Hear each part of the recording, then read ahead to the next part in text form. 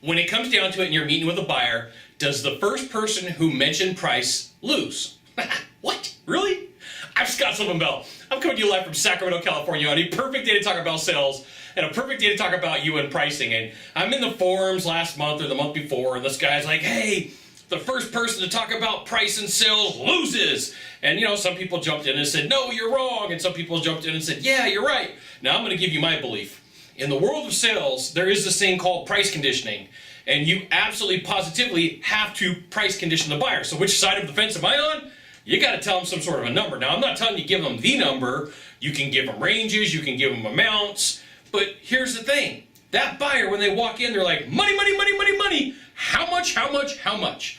And if you don't have some sort of conversation to get them off the fence, sales call starts here at 8, you end at 10 o'clock, and all they've been thinking through the whole presentation is money, money, money, money, money, and they're not listening to you, you kind of shot yourself in the foot, and you haven't price conditioned them. Now, priming, psychological priming says that if I need to ask you for $10,000 in 10 minutes, I'm going to give you a number that's 10 times that amount in the beginning of the conversation, right? So I'm going to give you this sales tip, sales strategy, sales technique, psychological coolness that you really need to know.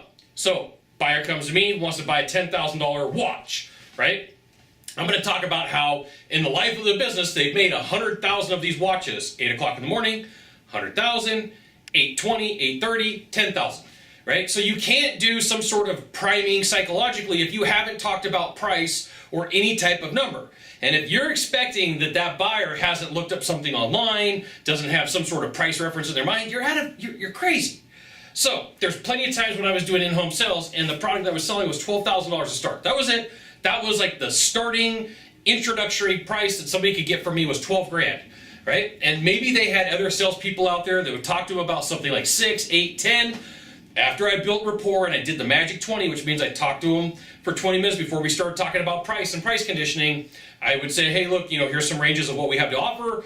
These systems right here, they start at 12 grand. Well, I had enough rapport built with that person from the magic 20 in sales, I'll link the video description in the box below, that they were okay with saying, hey, Scott, I've talked to other people and they're like $8,000 and $10,000. How come you're at 12? And I'd say, well, time out. Why don't we do this? Why don't you let me finish my presentation and I'll show you why there's a difference. And they would normally say, okay. And sometimes people would say, I'm not going to do that. I've got a buddy in the business and they're going to do it for this much money. And occasionally, you are going to meet with people who aren't your client. So if you don't do some sort of price conditioning and talk about money up front, you could be shooting yourself in the foot. And I hear plenty of people on both sides of the aisle. On the side that I'm on, I'm like, you price condition, you give people numbers, you give people, and on the other side, you hear people say you don't do that because then you lose control of the sales call. All right, well, I'm going to tell you the side of the fence that I'm on. You price and condition the living heck out of people and you give them some sort of number. Does that make you lose? In my experience, after riding with salespeople for 7.5 years, I have never been I shouldn't say I never. I've been in a few calls where people are like, get out, we're not doing it. But I've had a lot of people go, hey, thank you for at least giving me some sort of range or giving me some sort of an idea, and then they can wrap their head around it and they can get comfortable with it. 8 o'clock to 10 o'clock, no price conditioning, no talking about price. You get to the end and they don't have any time to go, like, I'm not comfortable with that number. 8 o'clock, you get to about 8:20, 8:30, and you price condition them, you give them some sort of a range, you give them some psychological priming, and then, like, for the rest of the presentation, they're justifying in their mind. People buy emotions and justify with logic. You got to give them that opportunity to have that conversation right here in their head and be like, okay, here's the jerk neighbor, the jerk friend, or the jerk coworker that I got to justify this to. And oh, by the way, emotionally, these are all the reasons I'm going to buy. If you wait all the way until the end of the sales call, there's a huge struggle that happens. And the huge struggle is this.